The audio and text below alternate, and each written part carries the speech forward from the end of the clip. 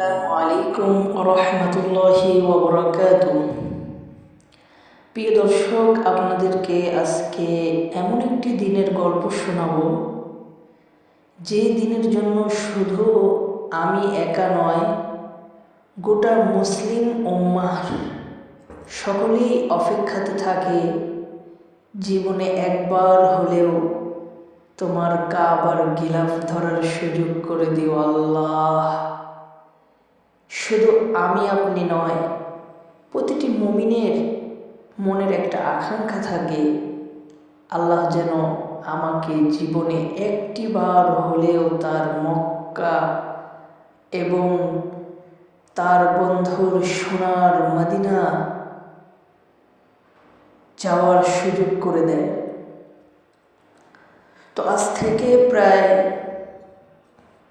4-5 বছর কিংবা 10 বছর আগে আমি যখন হাফেজ হইনি, আমার বাবার মুখে আমি শুনতে পারি, আমার বাবা আমাকে বলে যে, বেটা হাফেজ হও, তোমাকে কোনো একটা জায়গায় পাঠিয়ে দেব। তখন আমার মা জান কি বলেন, আম্মা জান বলেন যে, কোথাও না পাঠিয়ে আমি একটা সুন্দর নিয়ত করেছি, তুমি যদি তাকে উমরাতে পাঠাও তাহলে সবচাইতে ভালো হবে। আল্লাহর রহমতে আম্মাজানের কথা এবং দোয়া কাজে লেগে যায়। হাফেজ শেষ করার পর, শুনানি শেষ করার পর 2022 সালের অক্টোবরে আমার কপালে সেই সৌভাগ্য আল্লাহ তাআলা দান করেন। যে ভাগ্যটি দীর্ঘদিনের আশা ছিল আমার যাওয়ার, সেই মক্কা মদিনা সফরের সুযোগ হয়ে যায়। দোয়া করি আব্বাজানের জন্য, যার অক্লান্ত পরিশ্রমের কারণে আমি যাইতে পেরেছিলাম মক্কা মদিনায়। এবং আরও বেশি দোয়া হয় আম্মাজানের জন্য, যিনি কিনা আব্বুকে সুন্দর একটা পরামর্শ দিয়েছিলেন। সেই সফরের পূর্ণময় দিন ঘটে আমার 2022 সালের অক্টোবর মাসের 27 তারিখে আমি বাংলাদেশ থেকে পবিত্র কাবা ঘর মক্কার উদ্দেশ্যে রওনা হই। সেখানে যাওয়ার পরে যে প্রথমে একটা উমরা করি, তারপর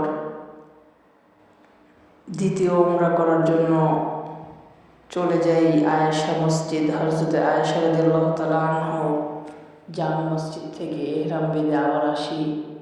সেখান থেকে আরেকটা উমরা করে তারপরে মক্কা থেকে তায়েফের পথে যাই। তায়েফ থেকে আবার সেই ইহরাম বেঁধে মিকাত থেকে আরও একটি উমরা করি। তায়েফের শহরটা এমন একটা শহর, পুরোটা শহর আপনার পাহাড়ের উপরে, বলতে গেলে এক কথায় একটা পাহাড়ের উপর একটা শহর। সুন্দর করে কাটা কাটা তাদের পথগুলো, সেই পথ পাড়ি দিতে অনেক ভয়ানক লাগে। যাই হোক, সেখান থেকে এসে একটি উমরা করলাম। অতঃপর মক্কা থেকে মদিনায় চলে আসলাম।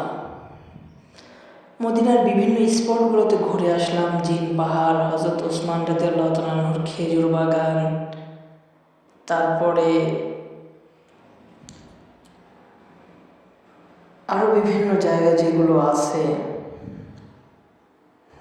যেগুলো কিনা আমার মনে অনেক ইচ্ছা ছিল রিয়াজুল জান্নায় যে নামাজ পড়ব, সেই আশাটি পূরণ হয় অনেক দেরিতে।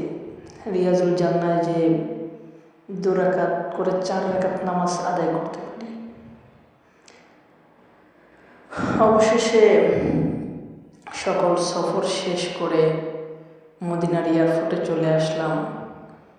সেখান থেকে কাতার নেমে তারপরে বাংলাদেশ। এই পর্যন্তই ছিল মক্কা মদিনার সফর।